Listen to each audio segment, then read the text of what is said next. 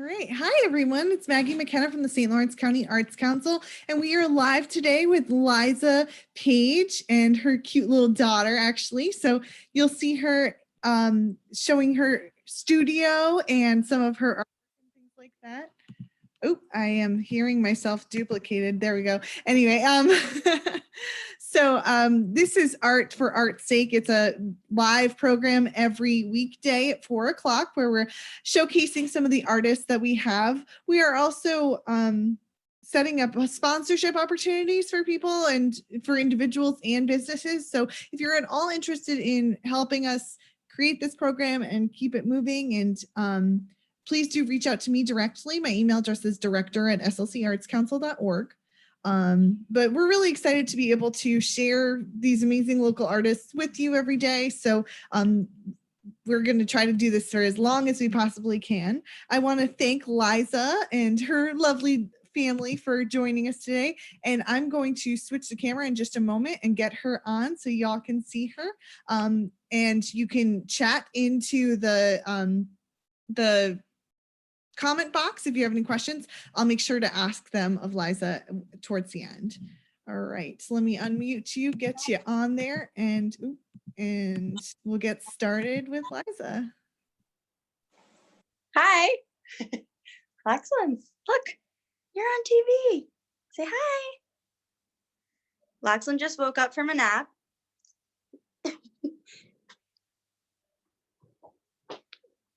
All right, so I just want to take you guys around my studio. Thanks for coming to see it and check it out, since no one's been able to see my work for a while because it's been all strung up around my house in random places. I'll show you here, like, this one actually goes on my wall in my dining room, so we leave this one up. But I brought a bunch down from our spare bedroom. This one I've been working on since we got into quarantine, so I'll talk about this one in a little bit. But I brought down some of the other stuff, so you can just see I've got lots of buggies going on. So this is from my Floral Fatale exhibit. I've been working on more of these, so lots of them are pretty big. Those ones are in the garage, so I didn't bring those in, but I've got my smaller works here for you guys to check out. And I've just been adding to this series over the last 3 years. Whenever I get some downtime from work, I just add more bug drawings to this so it can become a traveling exhibit. And then if we come over here, I can show you my latest one. So this is one in progress. You can see it's not framed yet.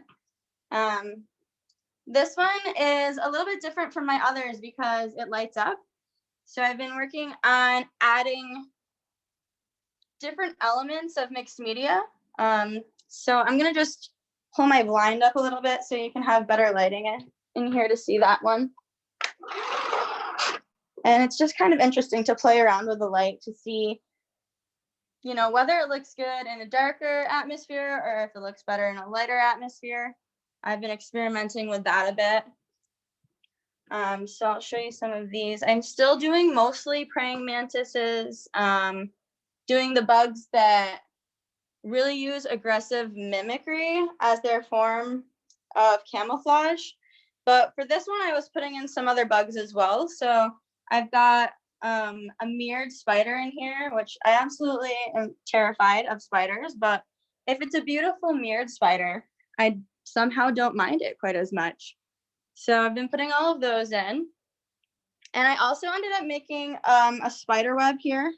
So I don't know if you can tell, but I've got some 3D element here of like a spider web overlapping another spider web. So this one's one I'm still working on. I usually draw all these pieces, cut them up, and then I put wire behind them. I mold them, and that's what's letting them pop off the page. And then I kind of arrange it into a 3D collage. And this is the first one that I incorporated lights into. So the lights are actually part of a bug. So it's a little tree hopper. So I don't know if you can see this, but this is the part of the bug. And as it matures, these bright iridescent lights actually come out of its abdomen. So I've got tons of them in here, and it only happens at a certain stage of their life, but I just thought it was so beautiful that I had to stick it in. one of my floral fatale bug bouquet drawings. And then I'm gonna take you around. This is my living room. And my living room has tons of my bug drawings in it. Some of my larger ones are in here. And it's almost like I made them, so why not have them hanging somewhere? It sickens me to just make stuff and then have a show and then put it all in my garage. So if anyone needs artwork, I have lots of it for you. This one here is another big piece. This is part of my lace line series. So it probably has a weird glare on it, but this is also on the other side of my living room. A big, large piece. This one I couldn't frame. It was a little too big to frame. So instead I have it attached to my wall by magnets. So you can see there's a little screw in the wall and then the magnet holds it in place. So they're all around the border. And then you can see some of my other random pieces of art that I don't really show, but I just have them. Some sparkly skulls and stuff. My home decor. I love your lace work. It's so awesome. So, oh, thank you. Where can people purchase your artwork? So I do have a website, and the only place on my website that says what you could do is just to contact me through email. So if you email me, then I can set you up with purchasing some work. But I should probably set up like a PayPal and like an actual Etsy shop or something. Normally I just do it through exhibitions and museum shows. So like the one that we had with you for the Women in the Arts. Here's a really early work. This is a portrait of my sister. It's called You Are What You Eat.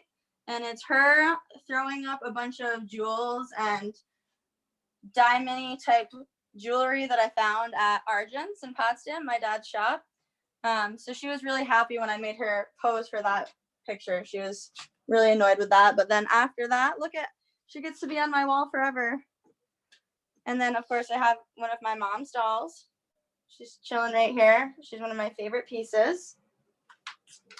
And then just more bug art. I've got so much bug art laying around here. Nobody wants bugs for their wall. That was on display in Blue Mountain Lake wasn't it? Yes, it was. This one here? Yep. That exhibit was so cool. And then, so this is what I've been working on right now. This is an in-progress piece for, let's see if I can get a correct angle. I'm writing a children's book of poems, and I wanted it to be centered kind of like around Halloween-y, but also playful, colorful, and fun. So it's going to be called something like The Tricky Treats. I haven't really worked that out, but it's all about sweet treats that trick you. So I have a poem to go along with this one, but before I read you the poems, I just wanted to show you my first one that I started for the series.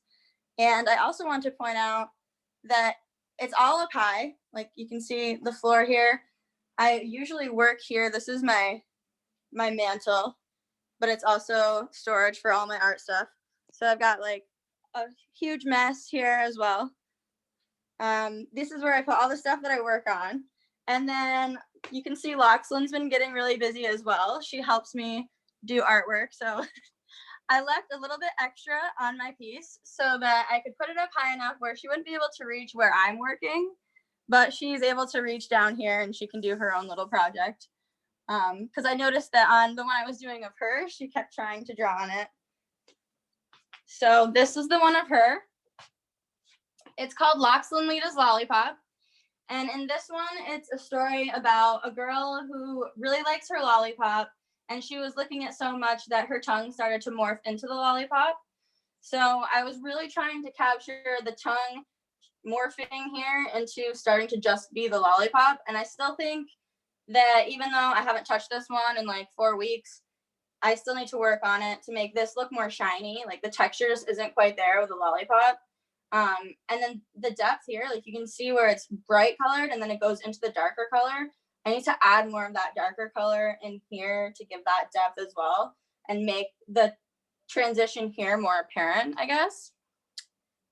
So that's the series I'm really working on now. Here's one from my fleshy fruit series. So Maggie has one of those in her house right now, the strawberries, right? I do, yeah. Okay, so I will read you guys the poem now. So as you're looking at this, you can get more of a sense of what it's about. Let me just find it here. It looks a lot like your husband, eh? That's my husband, yeah. This whole story, I think I'm going to try to do like from Lachlan's perspective. Okay, this one's called The Crumbling Cookie. This is a poem of a tall tale story. A fib may be the category. He told the lie to avoid the trouble, and still his story began to crumble. He proved to be a tall tale's rookie, as crumbs were spotted from the missing cookie.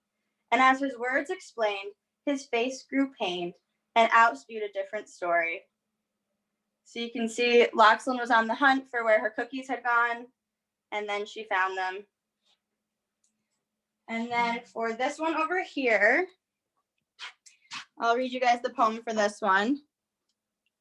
Can you see it? I don't know if I'm angled correctly. Lachlan Lita's lollipop, so delicious she can't stop.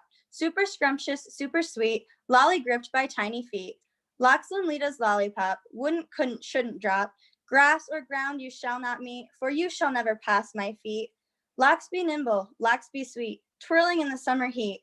One lick there, one lick here, licking lollies everywhere. Tongue of twister, bittersweet, tongue turned into tasty treat. So that's what I'm working on now, and I'm gonna hopefully have about 10 of them done so that it will form a good amount of pages for a children's book. And then I'm hoping that the visual part, so it's more about the illustrations, that those will travel around to different museums, maybe even children's museums. Since I'm working at the Children's Museum, I've really gotten to appreciate how creative energy can be passed through a space like that. So I'm hoping that maybe these can be good in a space like that, that's dedicated for children. But what I've been working on during this break here from all of my 3 jobs is my bug drawings again, but instead of making them 3D, I've kind of gone back to my 2D drawing. The only one that's 3D that I'm working on is that one with the lights.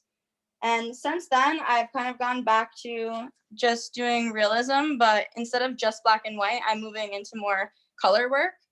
So I still think that they go along with this, but it's going to be a little bit different because of the format that they're going to be presented in. So this is the one I'm starting, and I'm going to get started on another one here. So you can see I've got this one sketched out here, and this is what I'm going to have you guys watch the process of in action. So how does that? Is that okay, Maggie? I'm using a box of wine as my stabilizer here. Can you see that? Can you see right here? Yeah. Okay, perfect. That's where I'm going to draw. Okay, so when you start with pastel, what I use is soft pastel. So I guess I'll show that first. Here's a bunch of all my stuff. Okay, I've got random stuff. Like this is pastel that's sparkly, so it's got a little bit of a shimmer. It's called pan pastel. And then I also have a bunch of pastel pencils. They're not colored pencils, but they look like it. They're a lot softer. And then of course I've got chunks of soft pastel, and this is for like large areas if you want to fill some color blocking in. So what I'll do is I'll just place this here again. Okay.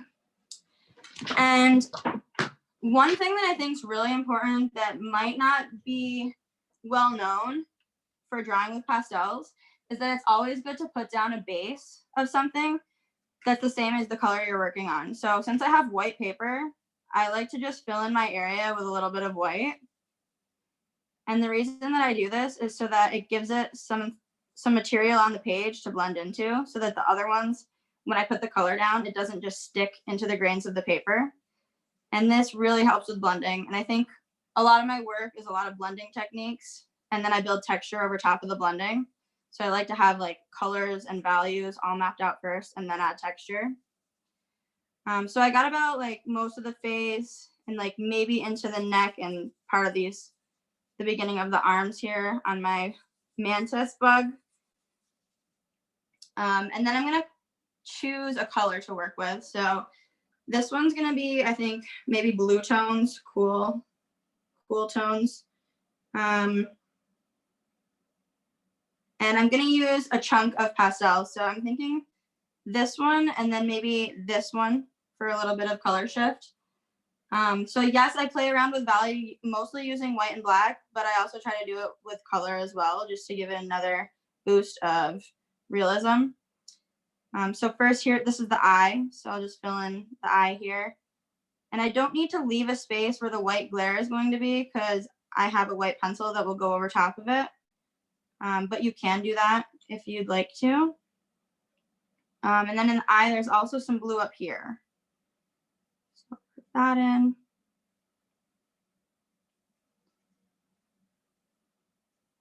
The mantis is so interesting to draw. It's just like, there's so many small detailed shifts in it. And I think that's why I was really attracted to drawing it in the first place. And I also just love the idea of aggressive mimicry as a form of camouflage. So instead of trying to blend in, these insects want to stand out to attract prey. I just find that concept so interesting.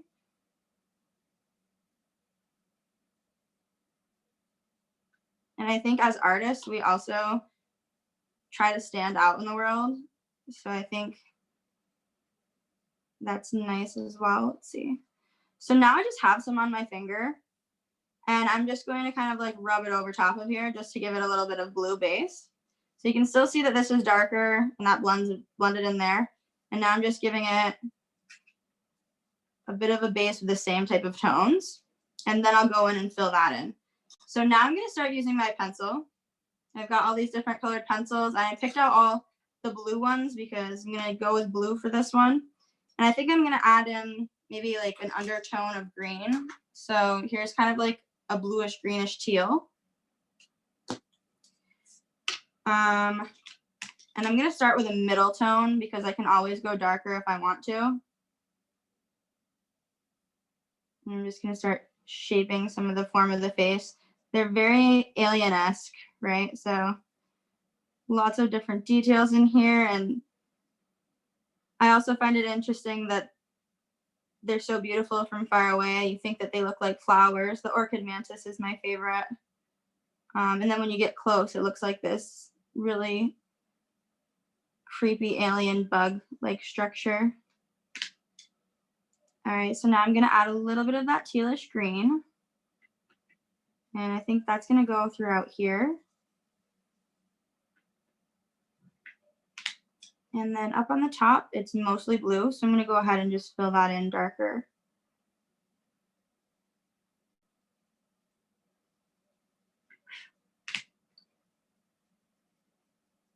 I usually use my fingers for blending. Sometimes when I'm working at this scale, because it's a lot smaller than I'm used to, I use this little thing. I don't really know what it is, but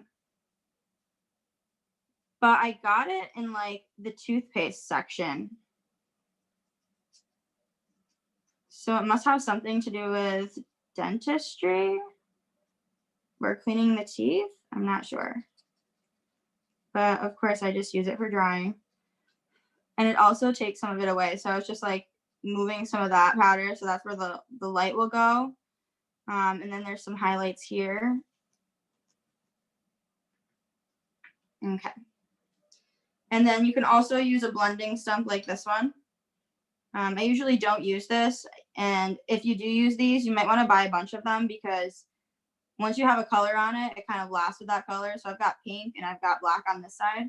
So I'm not going to use that for this because I don't want it to blend too much and have a random color in there. So what I usually do if that ends up happening, and it happens a lot because they go quickly, I use a lot of white pencil to blend. So it adds highlights and it blends as well. All right, so now I'm going to put some darks in so you can see the structure kind of come out of the face.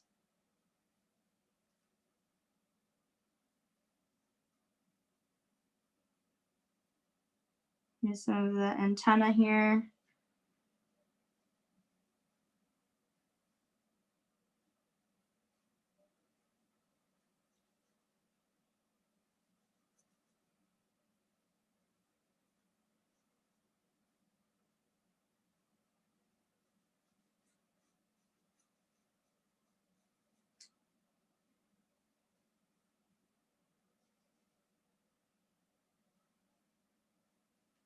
Okay, and then this part here, I'm gonna find a different color here. This is actually part of the hand or foot. I guess I don't know the technical term of what that would be on a praying mantis. But I just want to put that color in there so I don't get confused and start adding it to the face instead of what it actually is.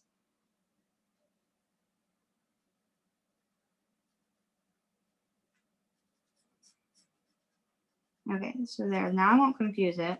That's the end of the foot. All right, and sharpening my pencil.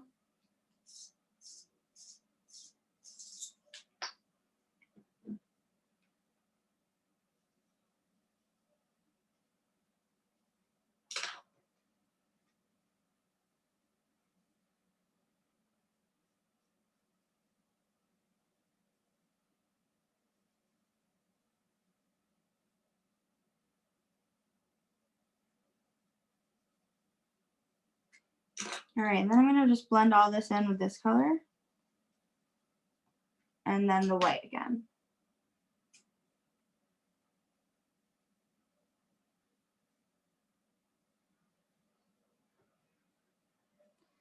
Lots of the times when you're using your finger to blend, it's kind of like sculpting.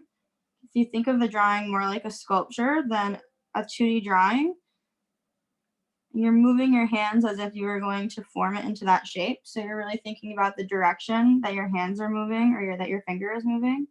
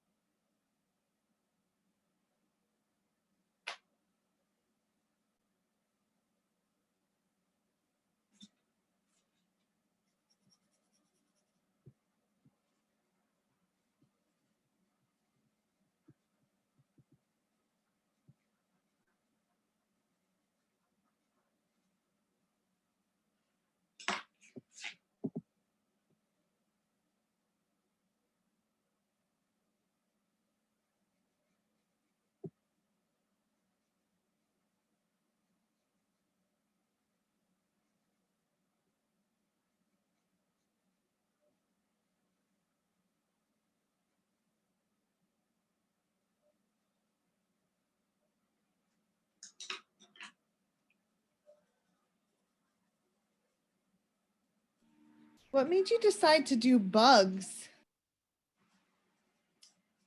Yeah, I really don't know. I think I was really drawn to the abject art concept, but I want it to be something that's still pretty. So when I learned about the bugs that look like flowers and use that type of aggressive mimicry, I just thought they were so cool. And I wanted to create art that looked like really pretty from far away. And then when you got closer, it started to become more like an abject piece of art. And then I just started really liking them more and I was like drawing them consistently. I think because of how difficult they are. After drawing like the human form for so long, which I still love doing and I still think is my favorite even more than bugs, there's just so many more transitions in these praying mantis figures than there are in the human figure. Like I do so much blending work when I work on the figure, and this is just like a little bit different, I guess. Very cool.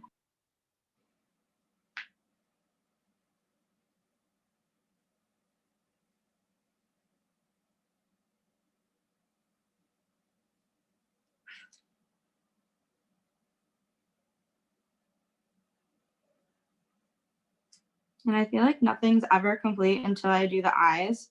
Like, I'm really not liking this so far, but once I get the eyes in, I'm sure I'll feel a lot better about it.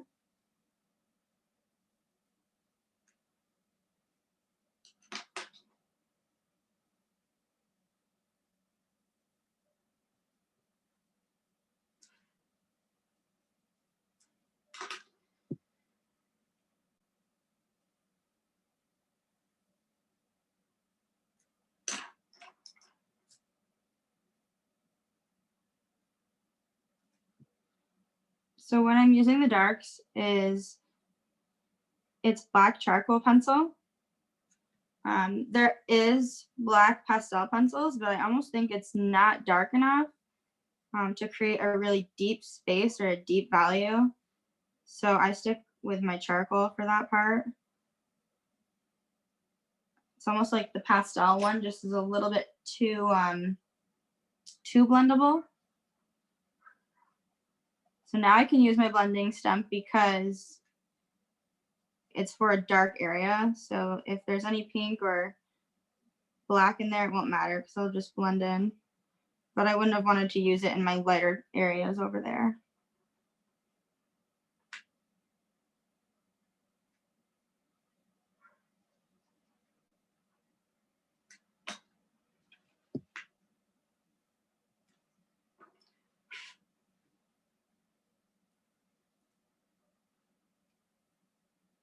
So once you add the darken is when you really start to see the depth come out. You can see the little tiny bits here and there that look like, oh, okay, that's going in, and then there's space around it that's popping forward.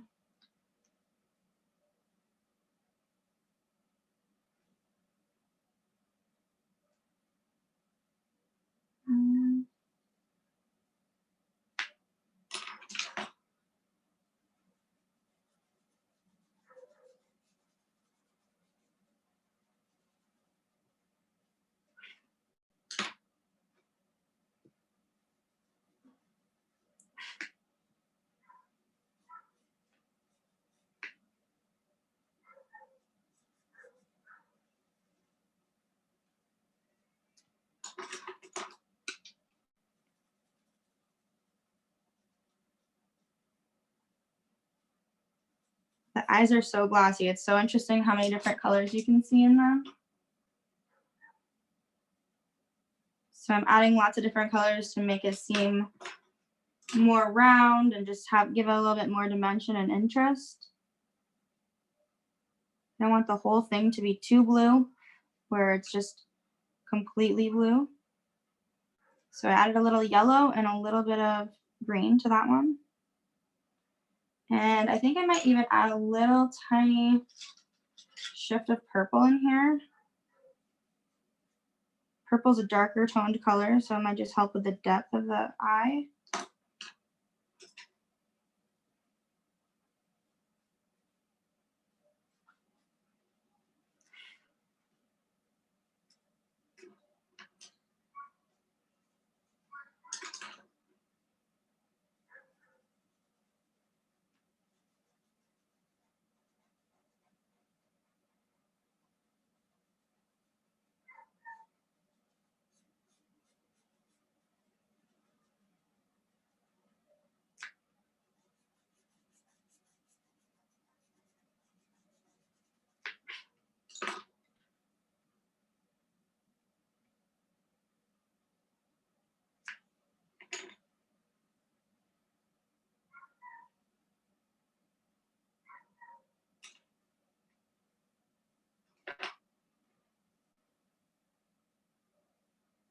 And now I'm going back in with the black because when I was working on that, I got chalk everywhere. I'm going to show you guys one of the coolest inventions ever. So I was just going to use the back of this, but this is the best invention for any drafts person. This is the eraser pen. So it's really thin, like you're using a pencil almost, but instead it's an eraser. I absolutely love it. Cleans up your surface so nicely and precisely.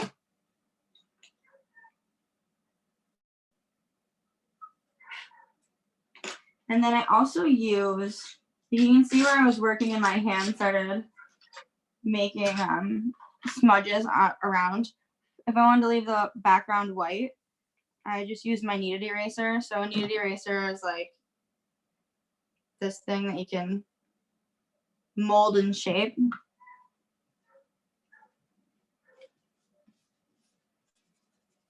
So I'll just get all that out of there. So there's one eye that's like almost to where it should be. And then let's see. For this one, I think for now I'm just gonna do the antennae blue and let it kind of disappear. And to blend that, instead of trying to do it with my finger, which might like really just make it harsh into the page, I'm just gonna run my kneaded eraser over it. So instead of scrubbing it really hard and using it as an eraser, I use it as a blending tool just to soften things up and then make it look like it's disappearing into the background.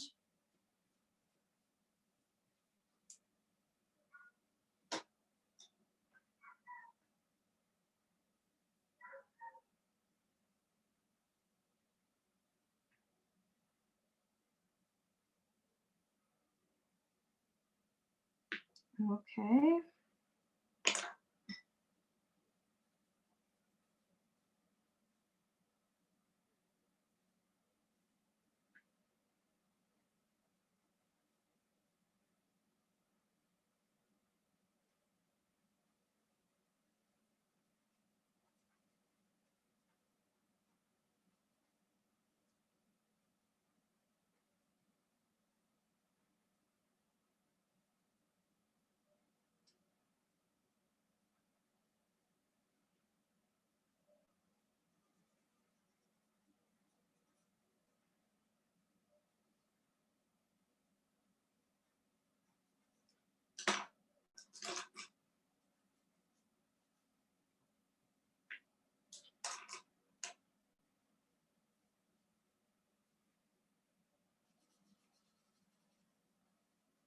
So I had lots of black over there. Now I'm just gonna work some of the blue into it so it fades from dark black into dark blue.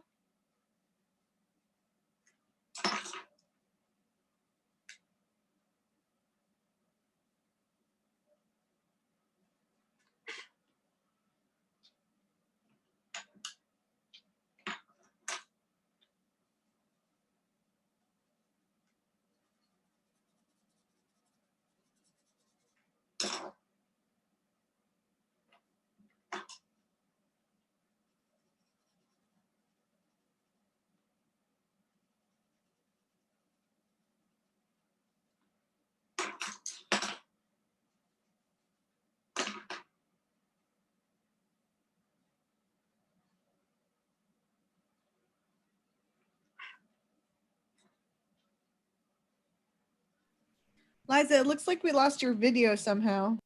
Oh, you did?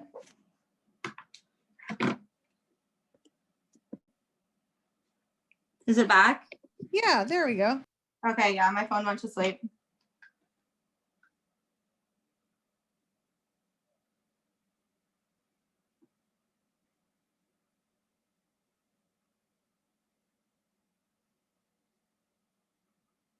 So now I'm just adding some white and then blending it in.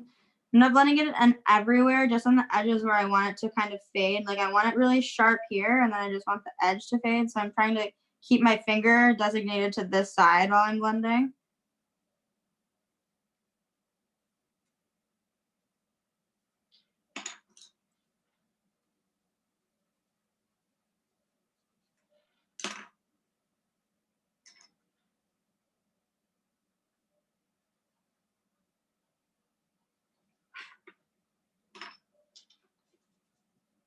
And then of course, I'm smudging the other part that I just drew the whole time. That always happens. You just have to erase everything that you put down with your other hand accidentally. All right, so then I guess I'm gonna work a little bit on the leg after I fix this little bit of the eye. And then maybe I'll add more colors to the eye eventually, but it's to the point where I can at least look at it and continue working. So now this is part of the little bit of the leg that's going over top of the face, and then the rest of it continues here. So I guess it's more like the arm. But there's lots of different highlights in here. They're almost translucent.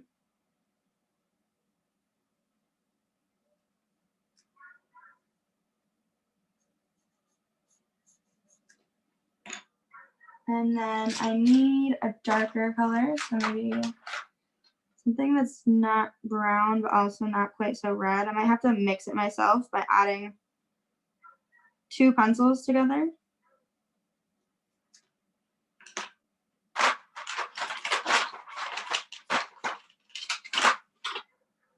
Try this one, see if it's not too wild. Yeah, that color's okay. Might have to adjust it later a little bit.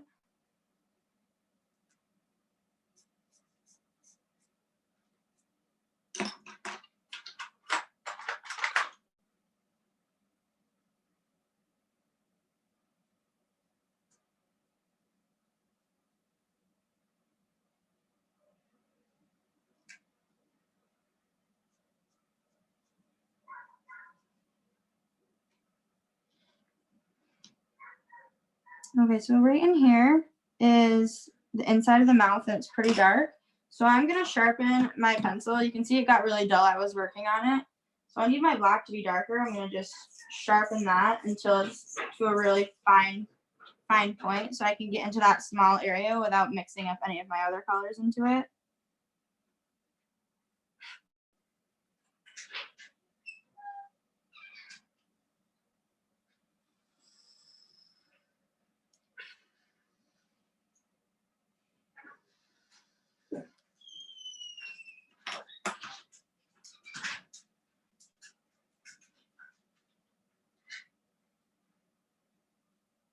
And this is like the scary mouth part. So actually it's gonna be an image of it looking like it's licking its fingers after eating.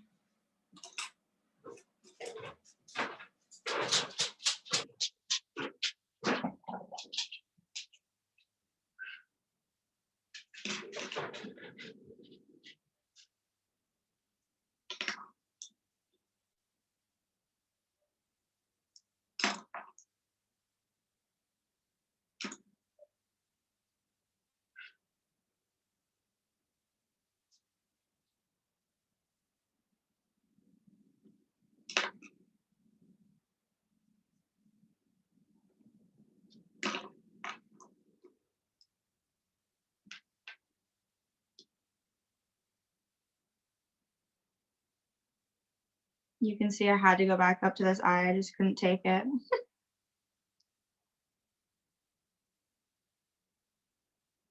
All right, let's see, a little bit of reflective light in the eye. And then I'm going to just start blocking in this light blue down here. And then I'll be drawing a bunch over top of it too.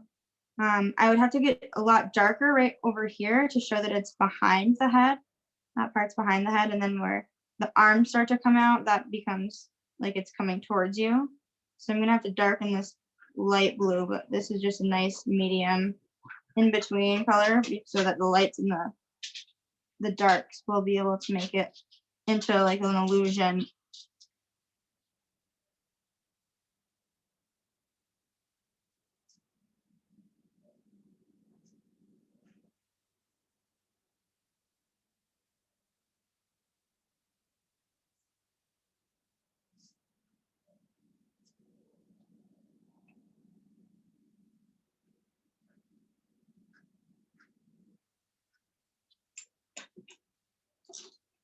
Can't remember if I did my white over here yet, so I'm just gonna go back in with my white just in case.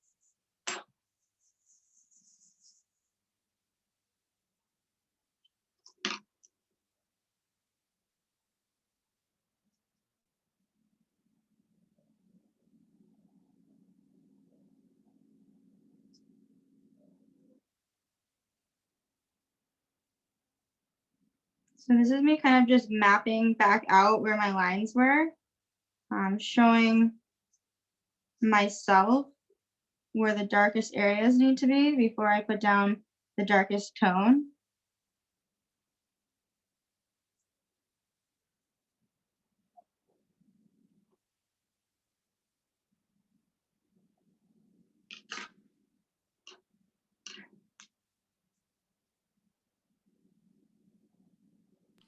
Liza, this is looking really awesome.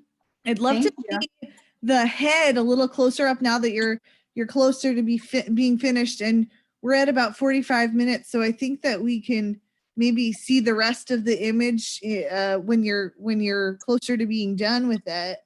Sure. That sounds great.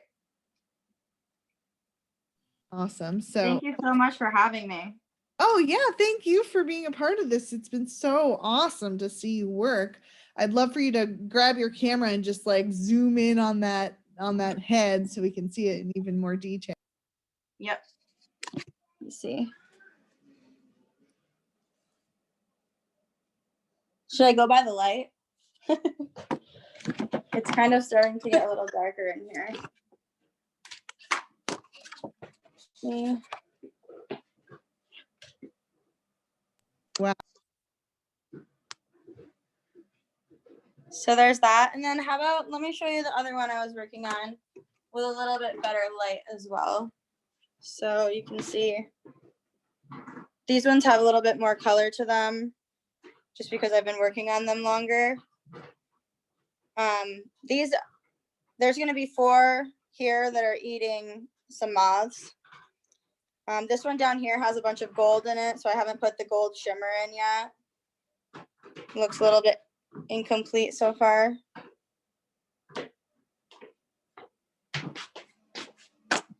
Those are incredible. Well, thank you so much. I'm glad that you guys asked me to do this. I hope you guys enjoyed some pastel process work. Yeah, this was incredible. Well, I want to thank you, Liza, for sharing your studio and some of your work with us. We really can't wait to see the final products for both of these. So cool. Absolutely. Thank you. And so this has been Art for Art's Sake. This is a new virtual program from the St. Lawrence County Arts Council. If you're interested in showcasing your art as an artist, or if you're interested in sponsoring one of these events, please do reach out to me on Facebook or via email, and we'll talk to you soon. I hope you'll join us tomorrow. And my brain just went blank and I don't remember who's going to be on for tomorrow, but check us out on Facebook for our events and you'll see everybody who's on the upcoming schedule. Also, this coming Friday, we're going to actually be discussing the new Arts Center project that the Arts Council has been working on. So we're going to actually have a whole discussion on what that project's going to be. And we're going to be neighbors with the North Country Children's Museum. So I'm super excited.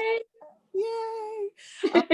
The other thing I wanted to bring up, I was talking to Gina Matthews yesterday about some really cool ideas that she has for more public art in our region. And she was discussing maybe publishing projects like an artist has an idea to do a mural project or something, and then maybe we as the Arts Council can put that project up on our website and find local art patrons who will help support that project. Liza, I know you do some mural work and you teach mural classes, so that you might be a perfect candidate for such a thing. Yes, absolutely. I would love to get involved in that. So we'll have to continue that conversation, but I think we'll leave it at this. And again, do share the work once you're kind of completed, and we'll show a picture of it. We'd love to see the end result. Okay, thank you. All right, thanks so much. Bye, Maggie. Bye. Bye, everybody.